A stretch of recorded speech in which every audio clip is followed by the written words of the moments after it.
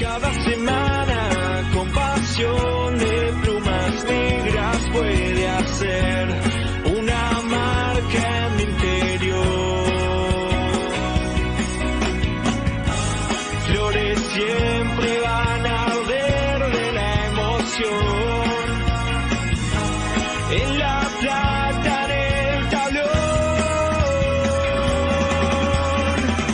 Quiero ver sus pupilas mirando cada situación y que me siga. Como todos los miércoles a las 21 horas comienza El Plateísta Radio con ADN Azulgrana. Como todos los miércoles estamos acá en El Plateísta, en esta circunstancia especial que es la cuarentena, bancando el Yo me quedo en casa.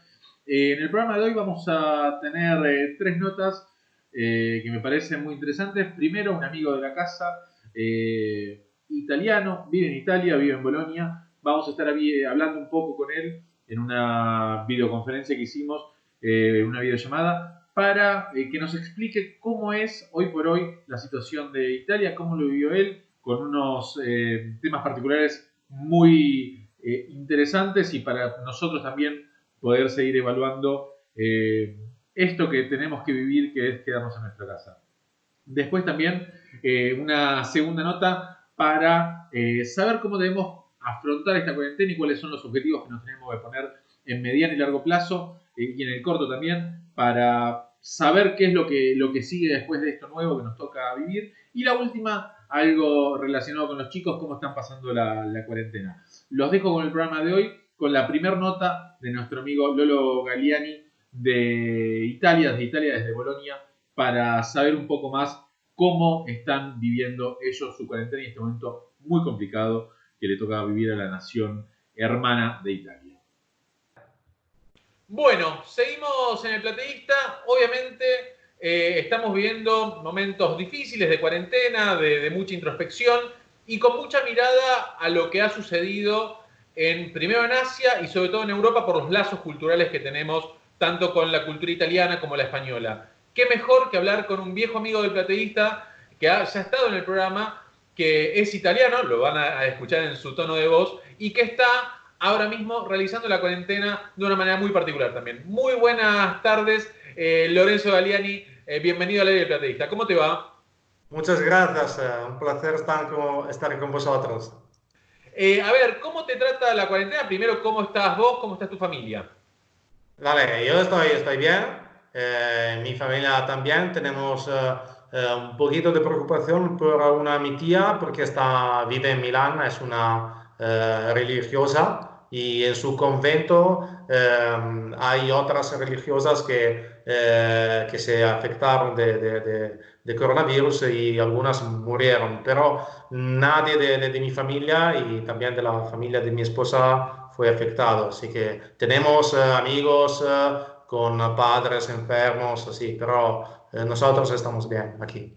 ¿Y vos en qué parte de Italia estás, Lolo? Yo vivo en Bolonia, que es una ciudad del centro norte de Italia, entre Firenze y Milán, en la región Emilia-Romagna, que es la segunda más afectada del coronavirus en Italia, después de Lombardía, en la que está Milán. Bolonia no es una ciudad mucho afectada, pero la región sí, así que puede ser, dicen que puede llegar aquí también, ya hay muchos muertos también en Bolonia, pero respecto a Bergamo, Brescia, otras ciudades del norte, es un poquito mejor la situación.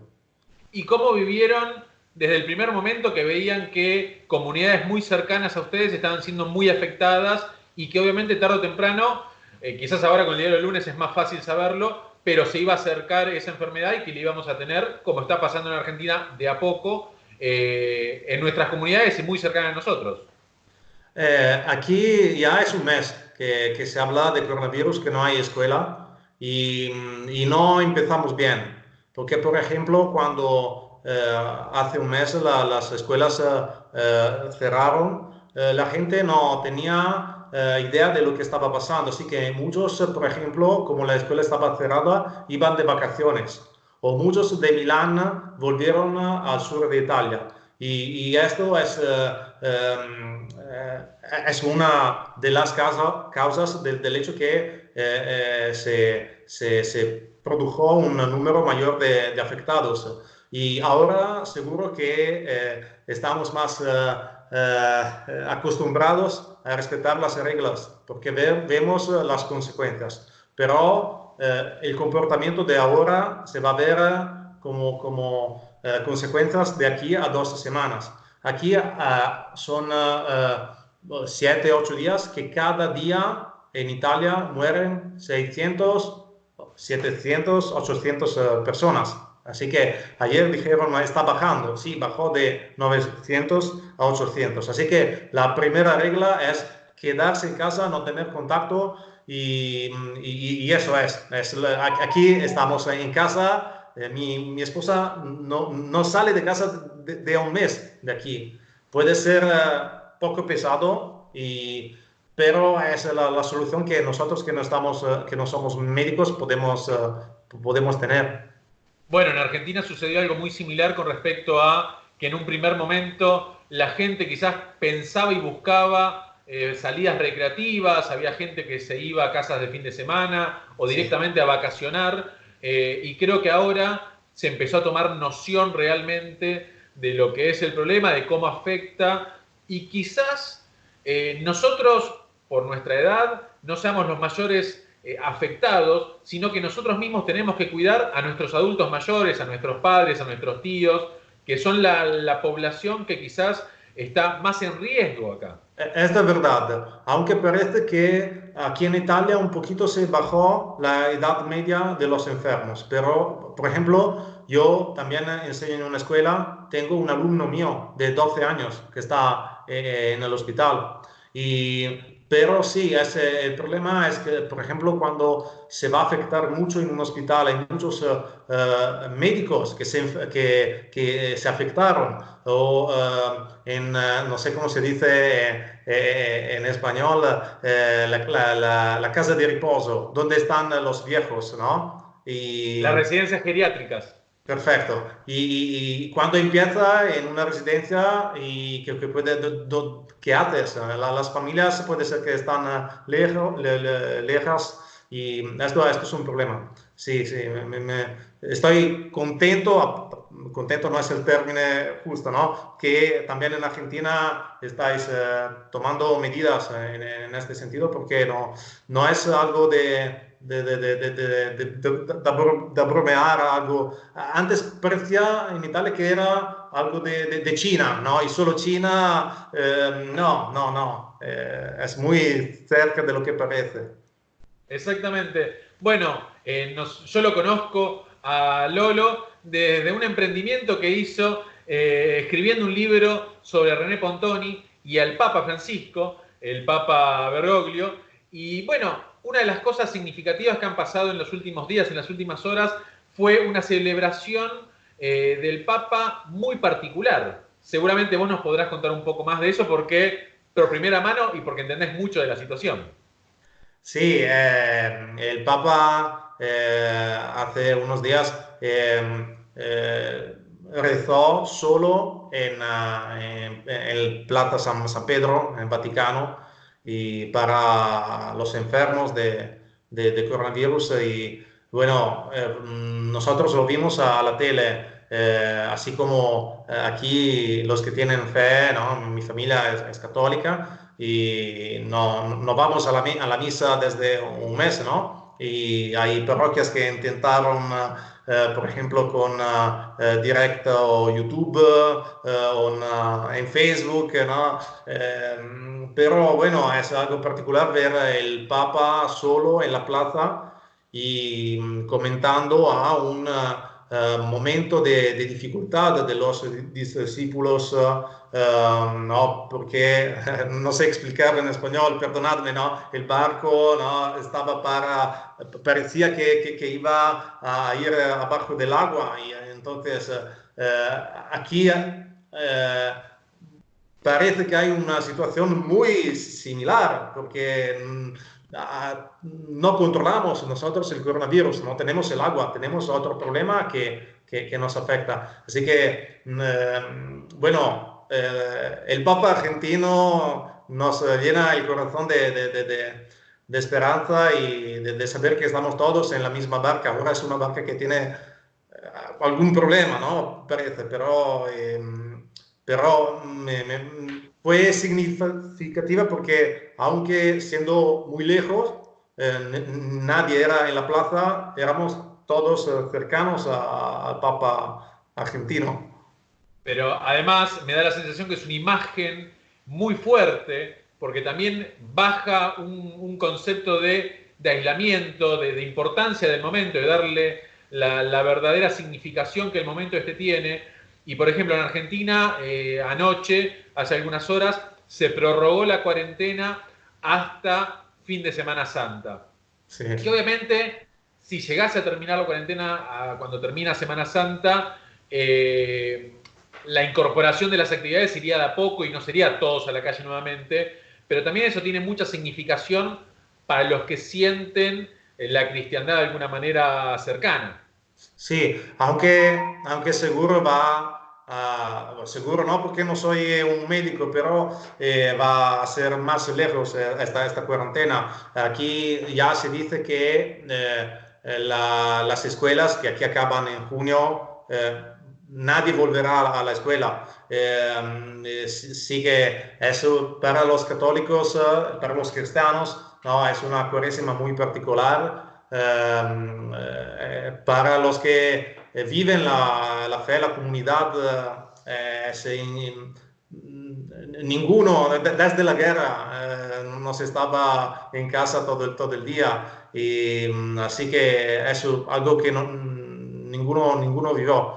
Y después habrá también el problema económico, porque aquí muchos los que tienen el turismo en Italia es el sector mayor. Nadie se irá de vacaciones a Italia en nuestro verano, que es de junio a septiembre. Ya dijeron que el Producto Interno Bruto, no sé si se llama así, el PIB, va a bajar más que el 10% este año en Italia.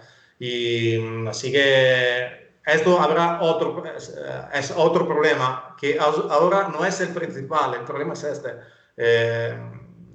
Así.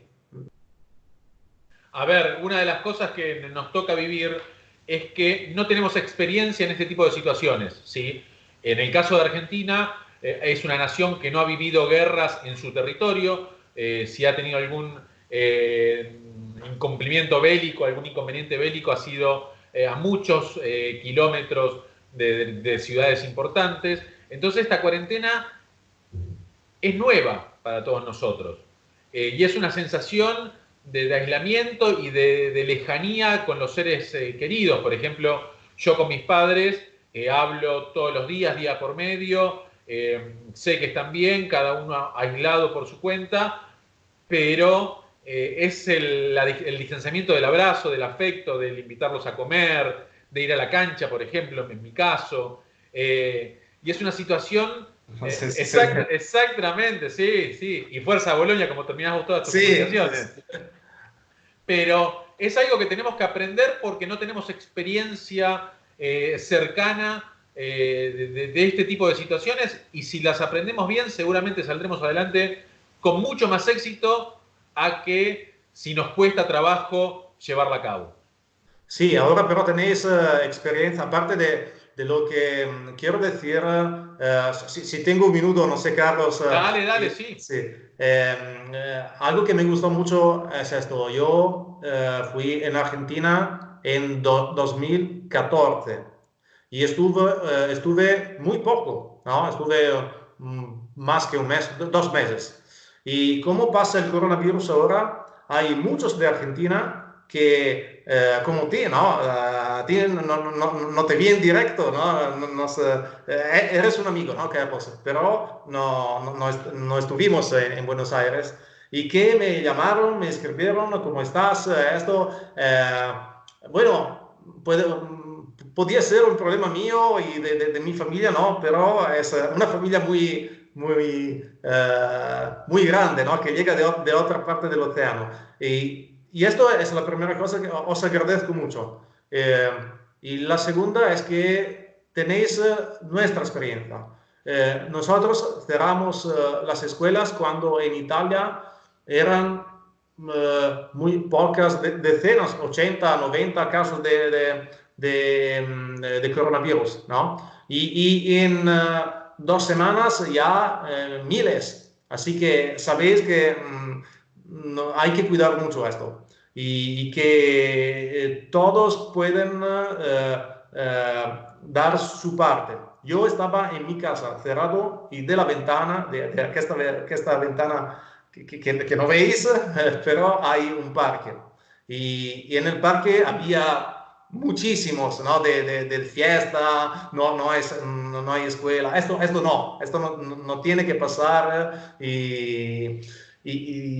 Bueno, así que veis lo que nuestro ejemplo es el ejemplo que no hay que seguir. El opuesto. Bueno, somos genéticamente muy parecidos, los italianos y los españoles a los argentinos, porque obviamente somos parte de ustedes. Y también nos cuesta y nos ha costado un poco, creo que ahora lo estamos tomando en consideración. Ese parque que vos decís que ves a través de tu ventana, es al que ustedes le hacen música todos los días, aunque ahora los he visto también puertas adentro. Sí, la primera semana en la que estuvimos en casa, en todas las calles, a las más o menos 18 de la tarde se cantaba, ¿no? Es una manera para decir estamos unidos. Pero después, como la situación fue peor, ¿no?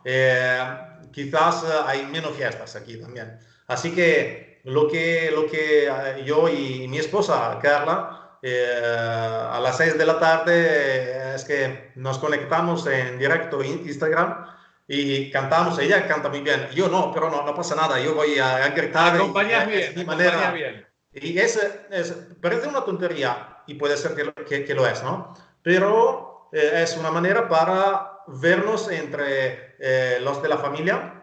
Y porque mi hermano, mi hermana, mi abuela, 84 años, no tenía Instagram, así que ahora tiene Instagram y nos puede ver. Y así también amigos y tú, ¿no? Amigos de Italia y Argentina. Así que puedes confirmar que yo no sé cantar, pero es algo para también pasar el tiempo y qué más. Esto es.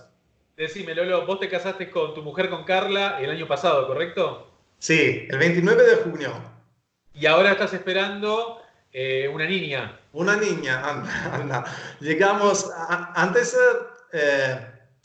después del 29 de junio, estuvimos unos meses en la casa de sus padres y llegamos aquí 1 o 2 días antes del coronavirus, ¿no? De cuando cerramos. Así que la casa... mudaste un día antes de la cuarentena.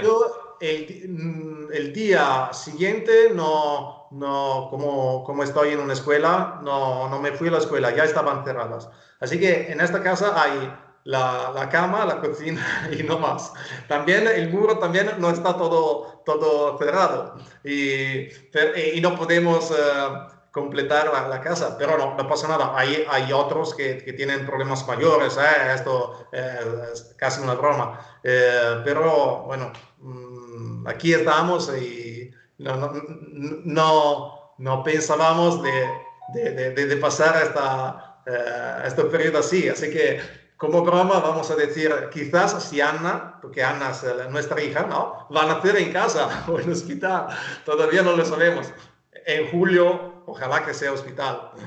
Bueno, ¿y cómo vivís esa previa de paternidad? Ya sos considerado padre, por supuesto, con todos los temores o con todas las situaciones que uno tiene que vive de afuera y que le generan un montón de situaciones personales. Sí, como yo soy hombre, no tengo mucha idea de lo que pasa. Así que el problema es de mi esposa. Aparte de eso, nos falta un poco pasear, porque para ella sería, nos dijeron, un poco importante pasear unos minutos fuera y esto no va a pasar. Pero como este periodo ella está bien, lo está pasando bien, esto es lo más importante. Y después, sí, es algo, parece de vivir en un film, ¿no? Pero es la realidad. Ella también bueno, con su trabajo ya está en casa, ella es abogada desde un año, pero no va a trabajo, no es médico, no trabaja en un hospital, así que eh, lo pasamos estudiando, ¿no? Ella en su campo, yo en mío, como no podemos salir, esto es. Pero bueno, yo estoy seguro que Ana va a render el mundo un sitio mejor de lo que, que es ahora. No sé cómo, pero lo va a hacer. Los niños esto hacen. Esperemos. Bueno, Lolo, estamos hablando con Lorenzo Galiani, autor del libro sobre René Pontoni y los gustos del Papa, que ha dicho que ha sido su jugador preferido en la infancia, cuando iba al viejo gasómetro, pero sobre todo era querer saber de ustedes cómo estaban en Italia, cómo estaba la gente de España, que nos distancian un montón de kilómetros, pero el afecto es muy cercano y que teníamos las ganas y la posibilidad, justamente por la comunicación, por lo que es la tecnología, de conversar y saber cómo estaban en primera mano. Vale, sois hermanos vosotros argentinos, espectaculares. Bueno, Lolo, te agradezco mucho, te mando un abrazo grande. Muchas gracias, hasta pronto. Luego de haber escuchado y visto la nota que le hicimos a Lorenzo Galiani, autor de los goles de René Pontoni, uno de los jugadores fetiche que tiene el Papa Francisco, vamos a esta tanda. En un ratito volvemos con el plateísta.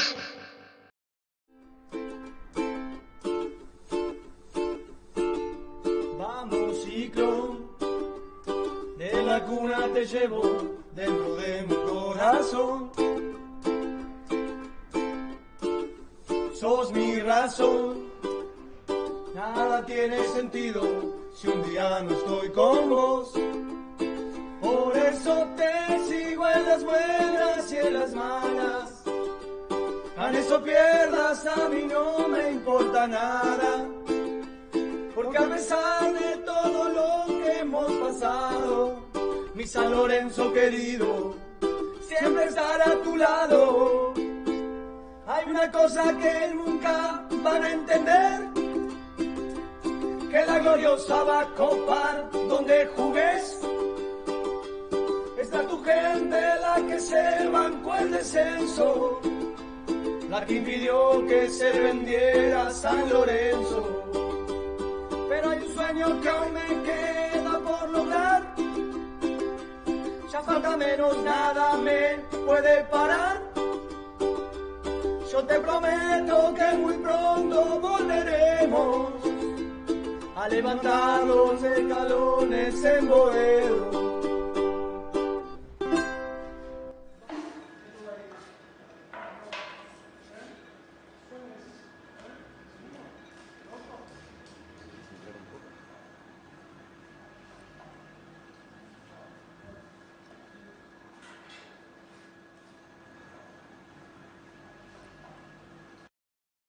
Seguimos escuchando el plateísta.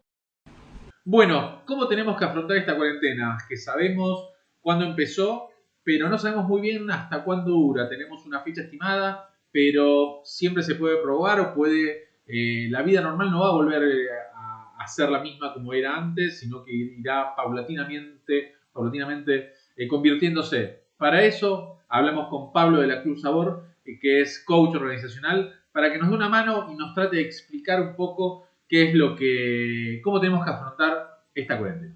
Bueno, ahora en el plateísta estamos hablando con Pablo de la Cruz Sabor, que él hace coaching organizacional y justamente ha colaborado o trata de ayudar a personas que están sufriendo enfermedades familiares o tienen algún tipo de inconveniente en sus casas. Y creo que este es el mejor momento para conversar con él. Obviamente, hincha San Lorenzo, ferviente, abanderado de la Vuelta a Boedo. Nos hemos visto en Avenida de la Plata muchas veces.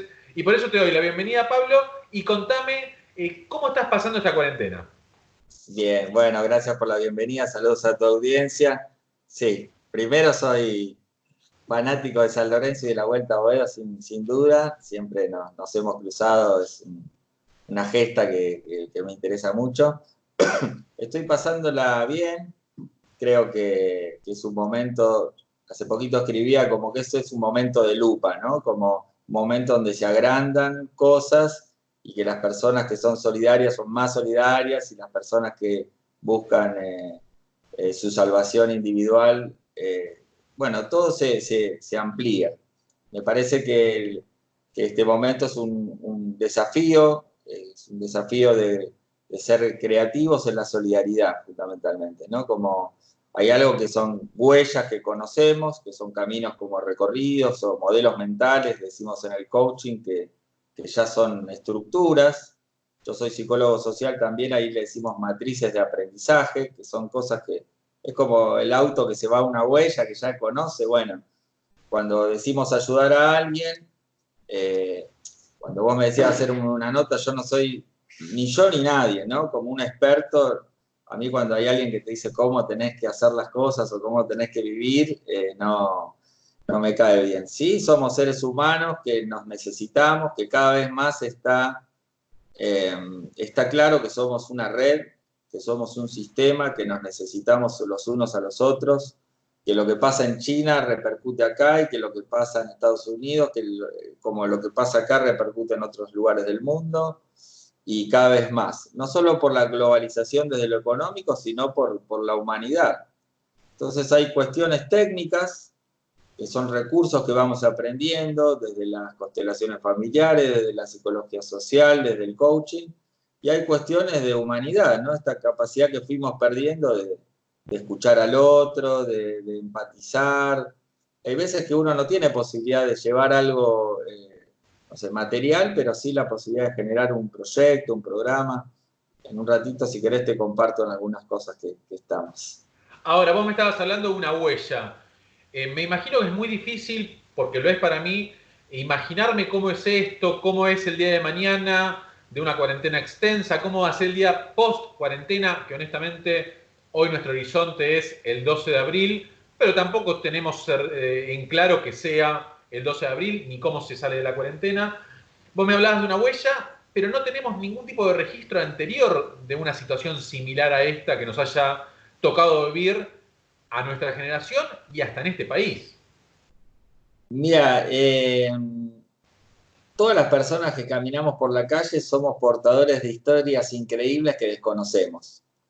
Yo hasta hace unos 10 años tenía la idea de que todo el mundo tenía la vida resuelta menos yo, que remaba en dulce de leche repostero, y la realidad es que cuando vos tenés la capacidad de empatizar con el otro y de romper esa primer capita de pintura como si fuese de una heladera, vos te vas encontrando con historias de personas que son muy resilientes, que hemos pasado por cosas extraordinarias y que esto, por ejemplo, nuestro hijo se hizo un trasplante de médula ósea en el 2014 por una enfermedad que nace en 1 cada 100.000 en el Garrahan, y nosotros, como esta cuarentena, estuvimos 3 años así, rociando con alcohol un plato, una mesa, o pasando 3 Obviamente, veces porque después del trasplante era inmunodeprimido, sí. Por ejemplo, bueno, historias de ese estilo conocemos un montón, y entonces me parece que el aporte es separar lo que depende de mí y lo que no depende de mí.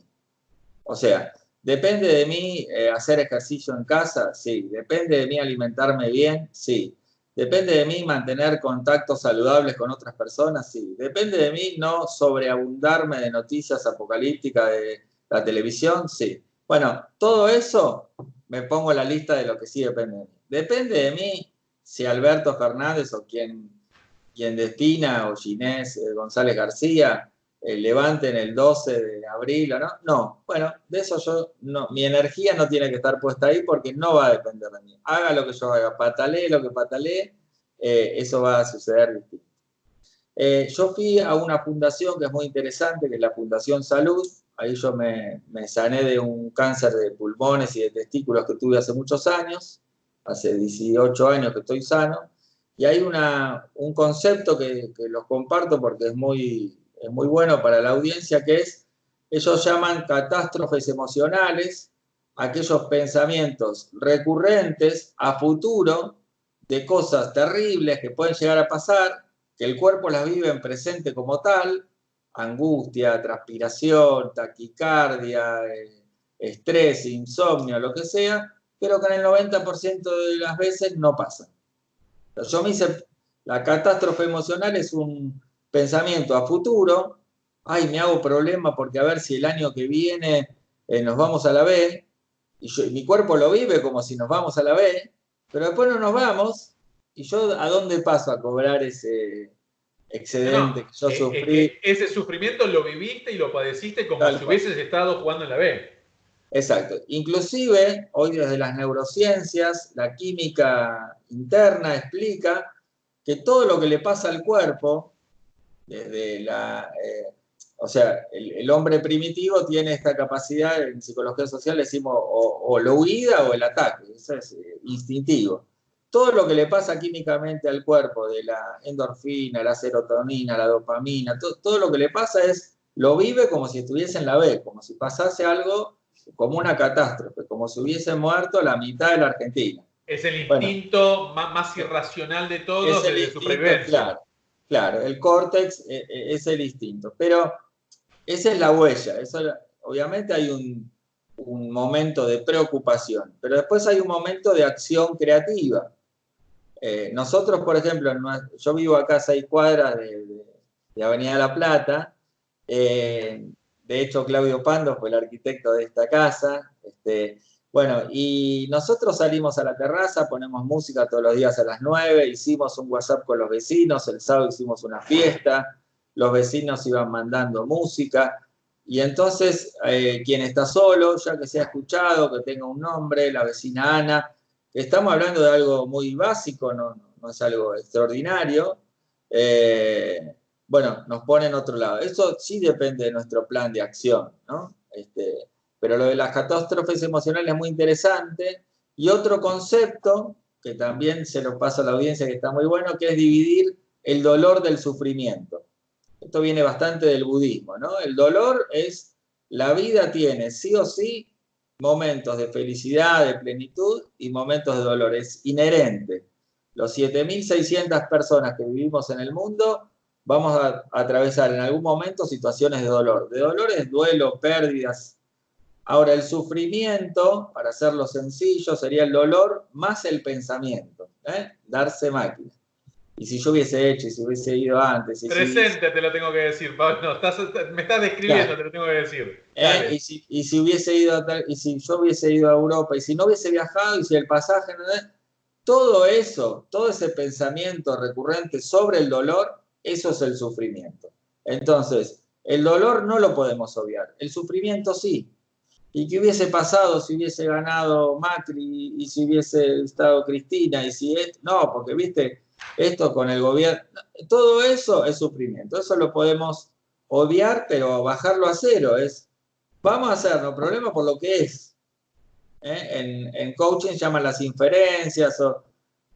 Hacernos problema por lo que creemos que puede llegar a ser es como muy poco sabio de nuestra parte. Entonces, bueno, uno es organizarse de esa manera.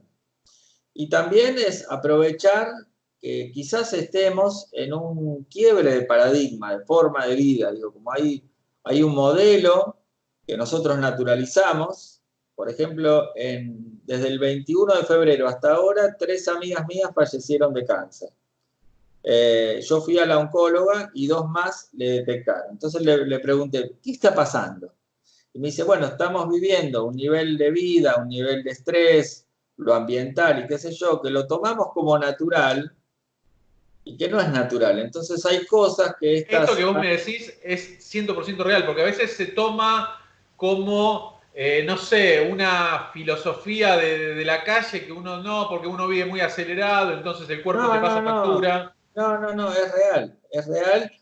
Obviamente, esto es una entrevista breve, pero yo lo puedo explicar desde la neurociencia, lo puedo explicar desde un montón de variables.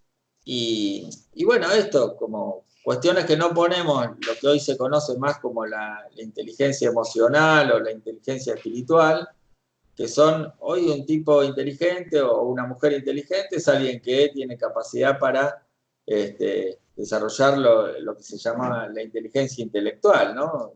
Desde lo laboral, hoy manejamos mucho desde el hacer, desde lo productivo. Esto sirve, vende, factura, pero después hay un montón de cosas cuando nos agarran estas situaciones que requieren de estas nuevas inteligencias, que no son nuevas en realidad, que las tiene el hombre desde siempre, pero que a veces nos hemos ido olvidando, que tiene más que ver con la inteligencia emocional o la inteligencia espiritual. Decime, estamos hablando con Pablo de la Cruz Sabor. Él es un coaching organizacional, estudiaste psicología social.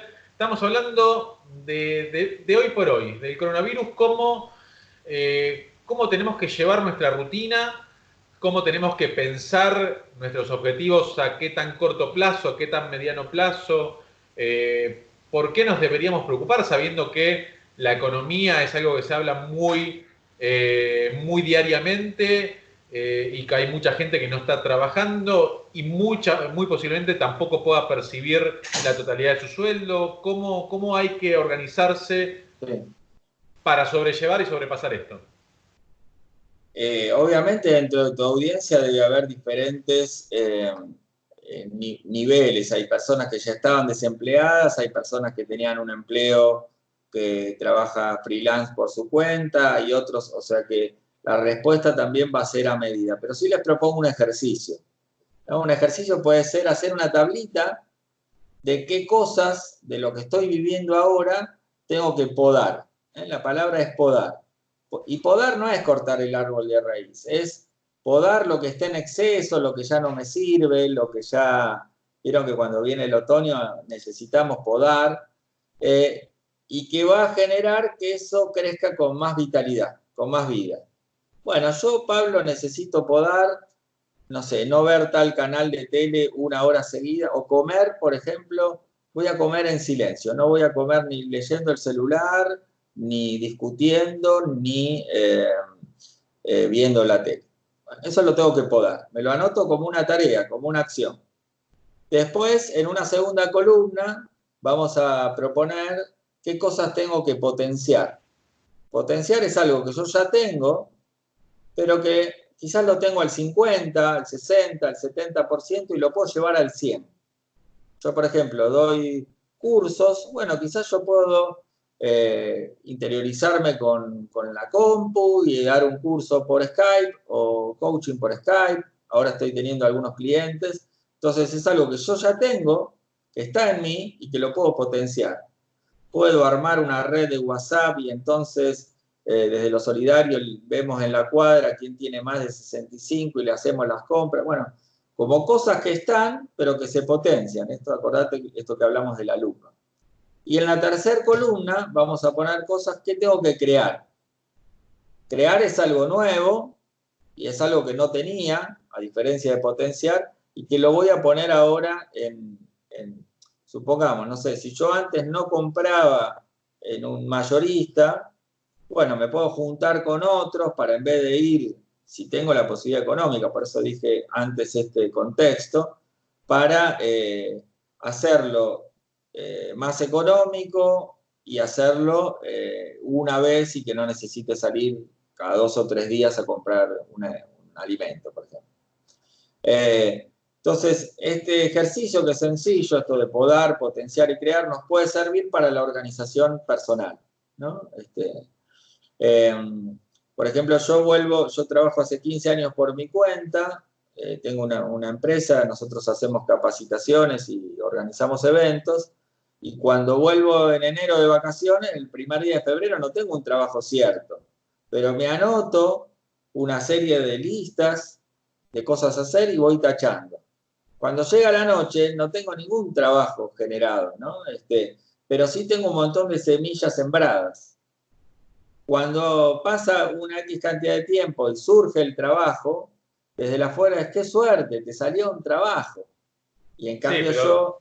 yo digo al revés, ¿no? Que yo ya no digo más me salió un trabajo, digo generé un trabajo.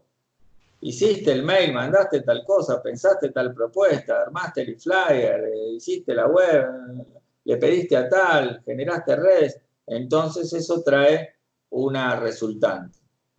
Y después también es dividir el día saludablemente. Yo justamente estoy ahora haciendo un plan de salud de la Fundación Salud, que tiene seis vectores y que tiene que ver con el propósito en la vida, con el juego, entendiendo el juego por cosas que a uno le dan placer, la respiración a las 6:15 de la mañana, 3 meditaciones por día. Ahí es la producción de drogas endógenas, es todo lo que yo genero desde el hacer, me cambia la química del ser.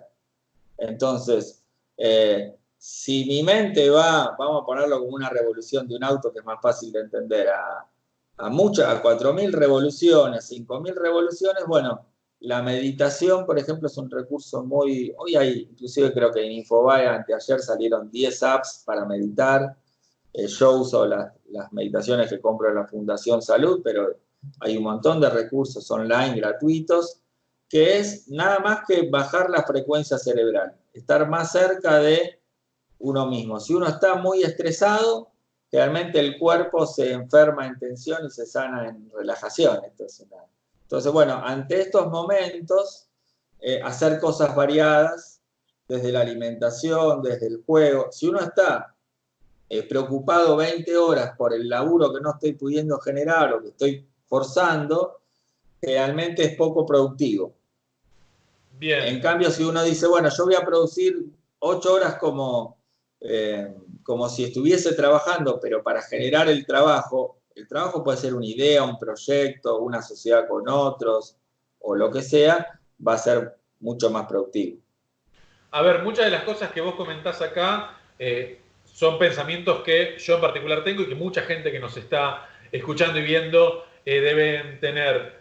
Por ejemplo, yo en lo particular, con todo desde la cuarentena, decidimos reducir la cantidad de horas de noticieros, ¿sí? Vemos 1 hora y media a la nochecita para la información de ese día y un noticiero light, ¿sí? De canal abierto, digamos, no de canal de cable de noticias. Lo que antes uno estaba con el celular todo el día, ahora, porque también está más en casa y tiene menos conexión con cosas por hacer, se ha disminuido un montón, ¿sí? También a veces el celular uno lo termina usando como escapatoria de chatear con gente que tiene lejos.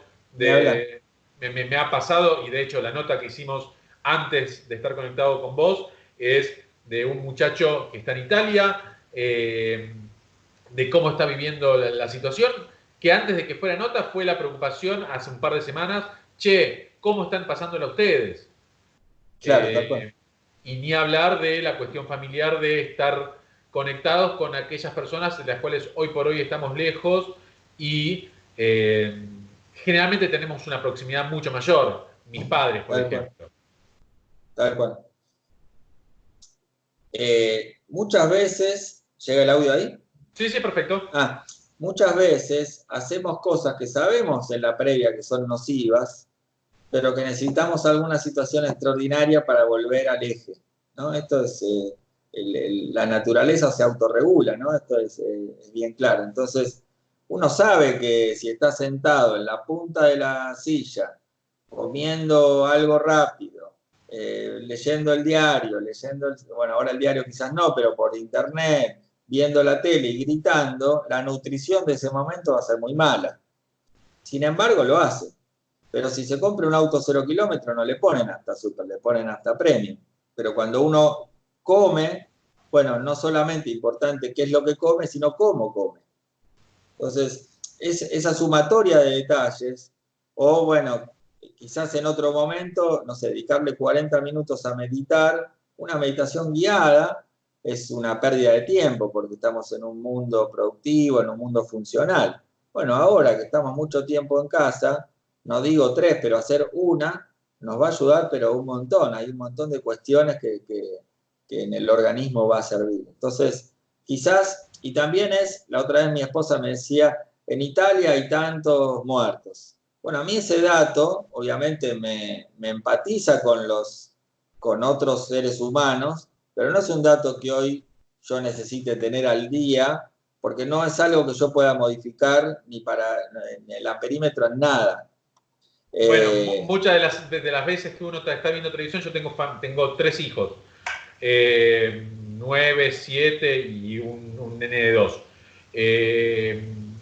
Uno trata de tamizar lo que sale en la televisión pensando en ellos y uno lo termina consumiendo igual y ahí está el error. Claro. Uno tendría que tamizarlo también para uno en vez de para ellos y solamente para ayudarlos a ellos. Pero esos datos y las imágenes que son muy fuertes de lo que pasa en Italia, en España, en China no, porque obviamente hay un recorte de imágenes mucho mayor, pero es algo que nos afecta y no tenemos posibilidad de modificar en absoluto. Pero, por ejemplo, estos nuevos cambios de hábitos de higiene, sí es un dato que a mí me sirve porque va a cambiar mi cotidianidad de cómo me lavo las manos o los pies, o etcétera. En cambio, si yo sé si en China ayer murieron tantos y mañana mueren tal otro, esa diferencia de la calidad de información, bueno, obviamente no quiere decir que a mí no me importe eso, pero sí es que mi nivel de estrés actual se va a elevar por algo que yo no puedo modificar. Y encima va a sentir mi cuerpo, pero yo no puse mi energía en hace 14 días tocar los timbres de toda la cuadra a ver quién tenía más de 60 y a ver quién necesitaba que le hagamos las compras. Pero sí estoy preocupado para cuántos muertos hay en Italia, ¿no? Entonces, este es el nivel que necesitamos para ahora. En realidad es como la sinergia, que es el aprovechamiento de la energía, es decir, bueno, no tenemos 20 flechas para tirar para todos lados, tenemos 3 y tienen que dar en el blanco. Bueno, ¿qué recursos vamos a usar? No es un tiempo de... La famosa bala de plata que uno tiene, que hay que apuntar y direccionarla correctamente. Exacto. También, mi hijo va a cumplir en cuarentena, ahora el 5 de abril, mismo día que Lamens, ahora que estamos en contacto. Bueno, A4 del cumpleaños de San Lorenzo, que es el 1 de abril. Obviamente, A4 del cumpleaños de San Lorenzo. Ahora, él no tiene que saber todas esas noticias. Él tiene que saber cómo se lava las manos, que tiene que estudiar. Entonces, su 100% es diferente a mi 100%. Él no se tiene que preocupar si nosotros podemos comprar la comida o no. O sea que no es menor lo que digo, parece como una obviedad, pero muchas veces estamos sentados a la par y ponemos a un hijo de 10, de 12 años ante una preocupación que la preocupación de él tiene que ser estudiar, tiene que ser jugar, tiene que ser hacer cosas en la casa. Ahora hicimos una lista, una organización de cómo era su día, y entonces había cosas que en la cotidianidad él no las hacía y ahora las está haciendo, o sea, hacerse la cama, etc. Que esos hábitos también, por eso hoy hay infectólogos que hablan de que después de esta pandemia hay costumbres, por ejemplo, no sé qué edad tenés vos, pero yo tengo 47 y 40. Antes uno tiraba un papelito en la calle en los 90, como no había cestos. Hoy un chico de 7 años te ve tirar un papelito en la calle y te corta los dedos a la altura del hombro. Y eso quiere decir que hubo, gracias a la educación... A ver, me sucede cuando voy manejando la obligación de ponerme el cinturón de seguridad por parte de mis hijos. ¿Por qué no tenés el cinturón de seguridad? Excelente. Bueno, entonces esta pandemia nos tiene que servir para que esos hábitos... Yo, por ejemplo, ahora tomo como... En realidad ya lo tenía por esta experiencia que te conté del trasplante. Si yo vengo de trabajar de la calle, yo llego, me descalzo, me lavo las manos y después sigo en la casa. Esto para nosotros es natural. Para otras personas no. Bueno, quizás a partir de esta situación. Y una cosita más, como ejercicio también para la audiencia, es vayamos al momento de no siempre es una pandemia, pero ¿qué otro momento de crisis vivimos? Todas las personas hemos pasado, algunos se habrán divorciado, otros se habrán mudado, otros habrán perdido algún familiar muy cercano, otros habrán perdido un trabajo, otros habrán quebrado alguna empresa. Bueno, ¿qué recursos tuvimos en ese momento para atravesarlo? Pero que uno en ese momento sale, es bombero, lo resuelve, pero después se olvida. Viene una nueva crisis y yo tengo que volver a esa caja de herramientas. ¿Qué recursos tuve en ese momento? Pensé mucho, pedí ayuda, lloré, etcétera, etcétera, etcétera. Decime, Pablo, ¿vos pensás que después de esta crisis que estamos viviendo, qué aprendizaje o qué modificación de comportamiento, desde lo habitual ahora de medidas de higiene, hasta mismo de distanciamiento social, no sé si va a estar tan normalizado el abrazarse y darse un beso con cualquiera en la calle? ¿Pensás que vaya a haber a partir de acá un mes, mes y medio, no sé, cuando empecemos a normalizar nuestra vida? Yo creo que los cambios culturales requieren de mucho más tiempo. Esto es una cuestión de mucho más tiempo. No creo que si levanten una medida, vamos a suponer, si es abril o mayo, uno después no vaya a juntarse, a abrazarse, a besarse, o que cambie un hábito de ese estilo. Los tiempos sociales o culturales tienen un tiempo mucho más lento que un tiempo individual. Sin embargo, me parece que acá aparece en escena algo nuevo, que es, hace poquito leí, no sé exactamente de qué autor y la frase, pero era así como que la inteligencia de la posmodernidad, de la actualidad, va a estar en las personas que puedan tener capacidad de adaptación, de resiliencia, de bancarse los cambios, o sea, nuestros bisabuelos a nuestros abuelos quizás trabajaban en un campo con una chata y las fotos de nuestros bisabuelos eran igual que la de nuestros abuelos, igual que la de nuestros padres cuando eran chicos. El que entraba a los 18 en el correo y se jubilaba a los 60 en el correo.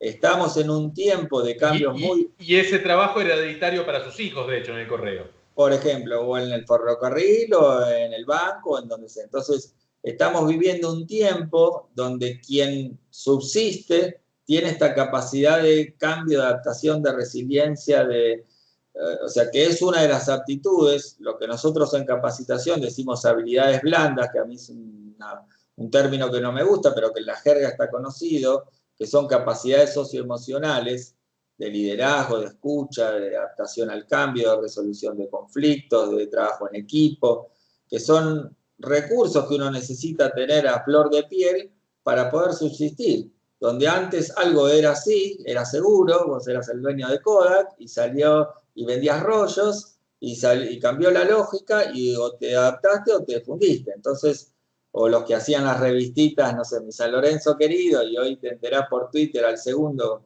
Exactamente. Pones vos es que cambian esos modelos. Claro, te sigo en la reunión de comisión directiva y estoy ahí y es más claro lo que vos escribís en Twitter que lo que estoy escuchando en la mesa.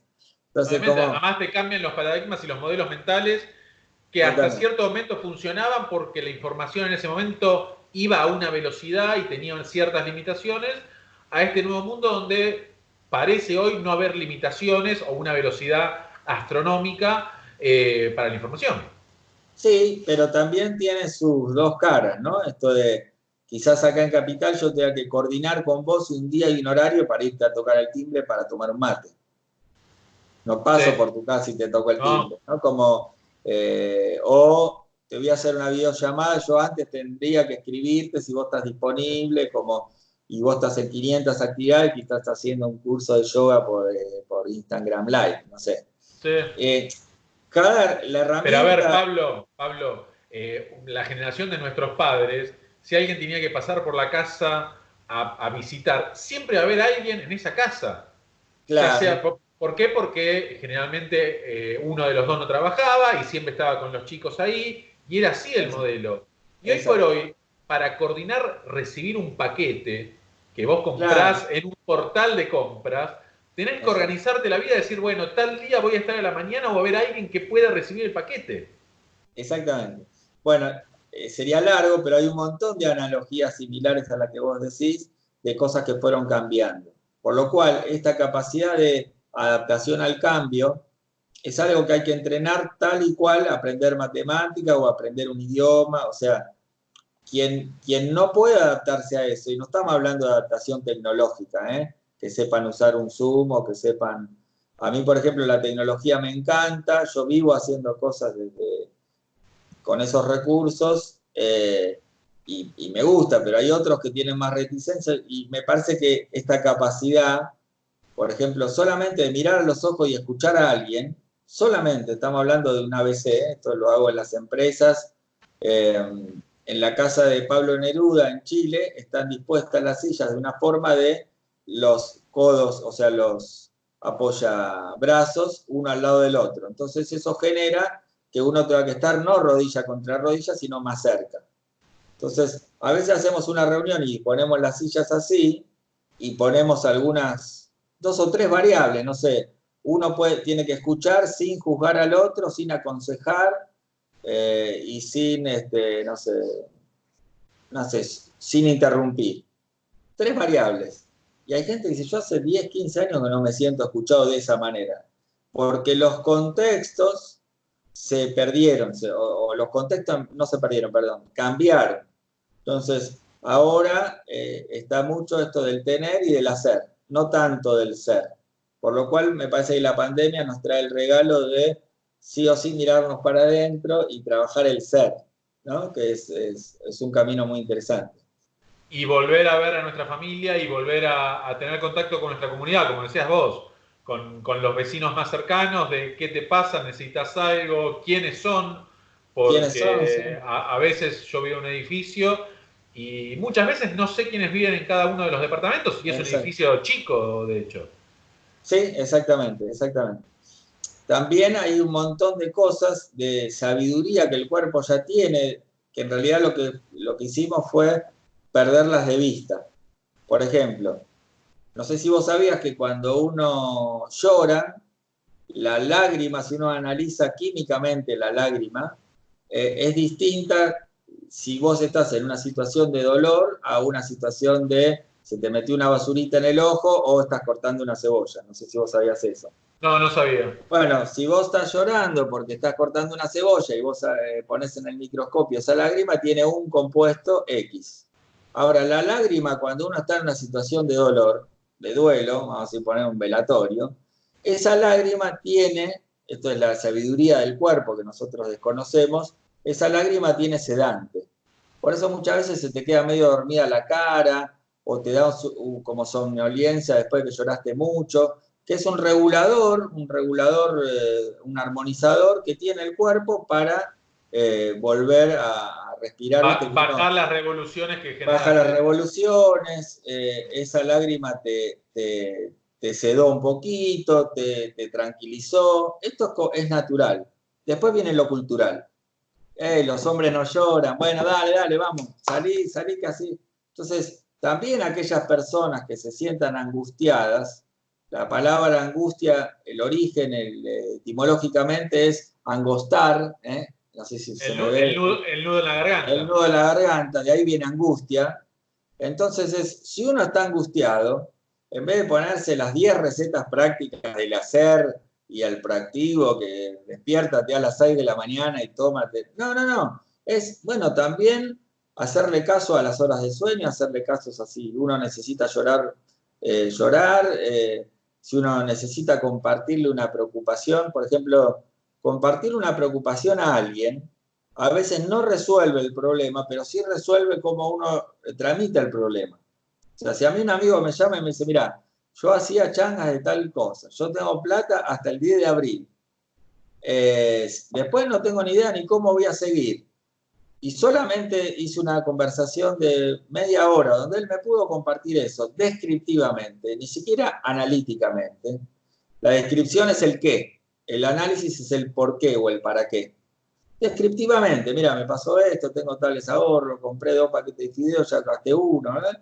Ya que él me lo cuente y que yo lo pueda escuchar, para él es un montón. Y para mí también. Después veremos qué de ahí se nos ocurre del hacer. ¿No? ¿Me explico? Pero muchas veces uno... Es como cuando el primer paso de compartir. Sí, es como cuando uno le vence el alquiler y no tiene la plata y en vez de explicárselo a un amigo 10 días antes para ver resolución del problema, se lo explicó media hora antes del remate o del Sí, ya es desalojo, tarde, sí. ya está. Las Entonces, herramientas son mucho más escasas en ese momento. por un lado las herramientas son escasas y la preocupación es, ¿por qué esto no me lo contaste antes? No sé. Y entonces, cada uno encontrará sus recursos internos de cómo lo resuelve, pero sí saber que estas cosas que parecen culturales como, no llorar, o no llorar adelante de los hijos, o no pedir ayuda. Yo del 2015 armé un taller, un workshop que se llama El arte de saber pedir, dar y tomar. Y vienen las personas, y es increíble, es algo que no aprendimos a pedir, ¿no? Como uno cree que pedir es signo de debilidad. Es que, a ver, ser autosuficiente está muy valorado, sobrevalorado, Mirá, si querés. te cuento una anécdota. Yo hace muchos años, yo soy mimo, estudié en la Escuela Argentina de Mimo, año 94. Yo quería ser profesor de esa escuela, porque era la primera escuela en el país, la primera escuela en Latinoamérica. El profesor había estudiado 7 años con Etienne de Cruz, que fue el maestro de Marcel Marceau, etcétera, etcétera. Entonces, ¿qué hacía Pablo a los 20 y pico de años? Lobby. Sí. Lobby yo era el alumno que primero iba, el que nunca faltaba, el que me iba después, el que tomaba anotación, el que participaba en la Asociación Argentina de Mimo. El que en entrenamiento de fútbol es el primero del grupo, el que va corriendo delante de todo, como diría el bambino Bilardo. Hacía el lobby, me mostraba, para que el otro interprete lo que yo necesitaba y me diga, ¿no querés ser profesor de la escuela? Estaba en la comisión de alumnos, fui ad honorem un año ayudante de cátedra, etcétera, etcétera. Y así estuve 3 años de los 4 que estudié. Un día en el vestuario, cambiándonos con Mariano, un compañero, me dice, voy a empezar a dar clases en la escuela. Y yo le dije, ¿cómo hiciste? Y él me respondió, Lo pedí. Le pedí. Se acercó al director y le dijo, me gustaría dar clase, y el director le dijo, dale. O sea, él logró con su modelo mental, con su sistema de creencias, con su merecimiento, algo en 20 minutos lo que yo no había logrado en 3 años. Entonces, ese es un ejemplo de cómo a veces, para salir de algo, es bueno pedir. Pero no pedir es mendigar o que no haya un equilibrio entre el dar y el tomar como la necesidad de un cambio. Ojo, no estamos hablando de eso, ¿no? Sino estamos hablando de compartirle al otro, porque somos un sistema, la mirada sistémica está cada vez más clara. Esto en las constelaciones organizacionales o en las constelaciones familiares está súper claro. Bueno, hacerle honor a ese sistema, hacerle caso a ese sistema. Entonces, bueno, y también pedir, en la Fundación Salud dicen, sin aferrarse a los resultados, ¿no?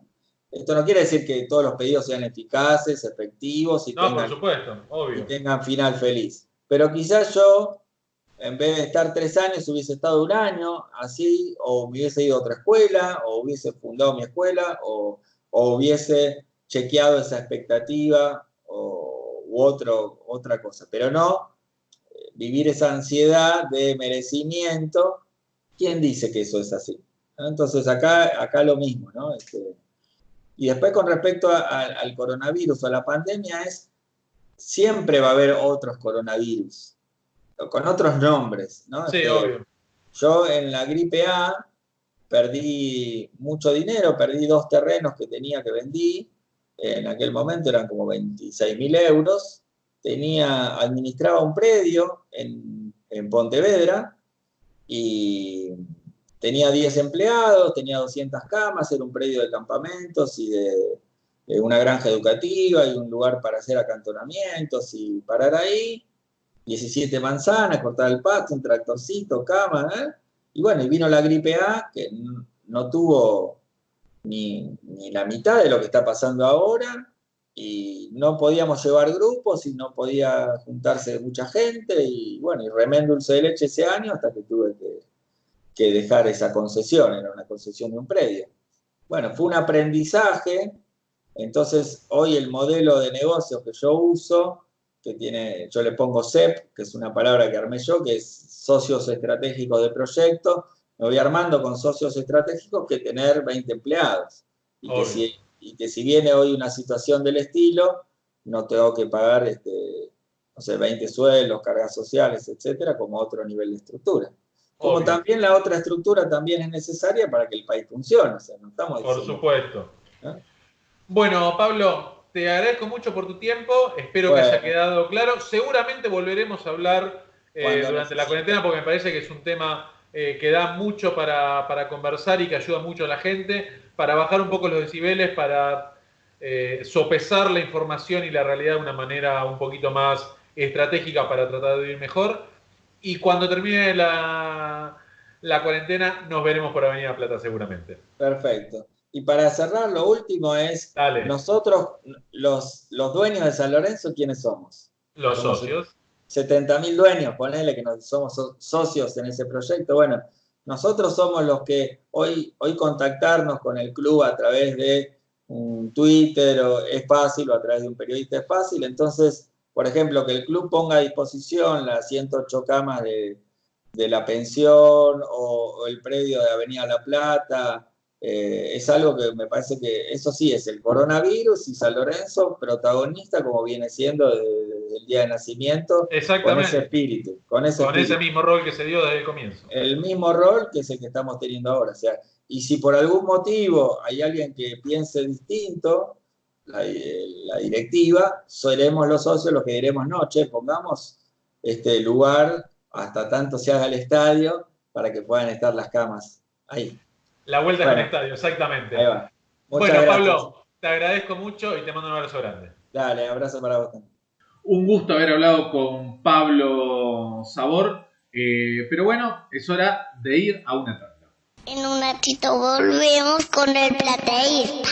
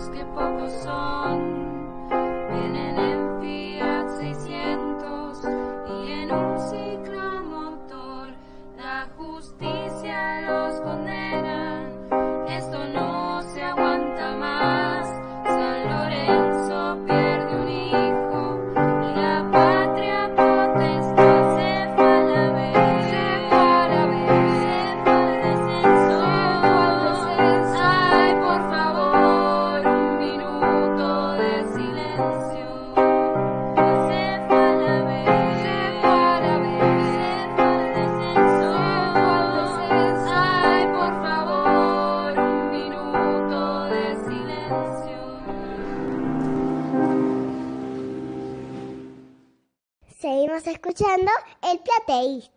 Última nota del Plateísta, nota corta, a dos hinchas de San Lorenzo, fanáticas, niñas ellas, para que nos cuenten cómo están viviendo esta cuarentena. Y una de las dos tiene una historia muy especial, que por ejemplo, fue una de las beneficiadas de haber ido al último partido de San Lorenzo de Almagro en el Pedro Videgain. Bueno, ahora en el Plateísta seguimos con esta tónica de la cuarentena, que obviamente es lo que sucede en el día a día de la Argentina y obviamente de San Lorenzo. Y mucha gente se pregunta cómo pasa la cuarentena las familias con chicos y los propios chicos, cómo la pasan. Tenemos acá dos invitadas del programa, conocidas del staff del Plateísta. Bienvenida Sol Lorea Caniza, Sofía Loreta Caniza al Plateísta. ¿Cómo les va? Hola. Gracias. Gracias, nos va muy bien. Bueno, ¿cómo están pasando esta cuarentena? Sol es la que tiene la camiseta de San Lorenzo puesta y que todos los días convive con sus padres y sus hermanos. ¿Cómo les va? Bien, me va muy bien. Estoy acá aburrida. Bueno, mi cuarentena y bien, me pongo a leer, a veces veo tele con Sol, nos divertimos. Bueno, una de las cosas de las particularidades que tiene Sol, que es la que tiene la camiseta de San Lorenzo, es que tuvo la chance de ir al último partido que el público pudo visitar el Pedro Vigain. ¿Cómo sentiste esa ida a la cancha, Sol? Me gustó mucho, fue ir al último partido que jugó San Lorenzo antes de que empiece la cuarentena. Bueno, ¿están haciendo tarea, chicas? No. Sí, a veces nos dan tarea. A veces nos dan tarea y la tenemos que hacer. Pero sí. Y me gustó ir al último partido, además porque ganamos, así que me gustó mucho. Con muchos goles, eso es lo bueno. Bueno, sí. Chicas, les agradezco haber estado en el Plateísta. Nos estaremos viendo. Y espero que vean este programa cuando salga por YouTube y las redes sociales. Les mando un beso grande y nos vemos un ratito. Cuídense y quédense en casa. Chao. Bueno, aquí desde la sala de reuniones del Pando, donde la gente de San Lorenzo está desinfectándolo justamente para evitar y tratar de tener una cuarentena lo mejor posible. Les mando un saludo a todos. Esto ha sido un nuevo El Plateísta. Como todos los miércoles, seguiremos subiendo información, generando contenido. Le mandamos un abrazo muy grande a Rangui, nuestro proveedor de AM890. Y quédense con esta recomendación. Nos vemos la semana que viene. Una recomendación. Escuchen a los que saben. El resto, a llorar el capítulo.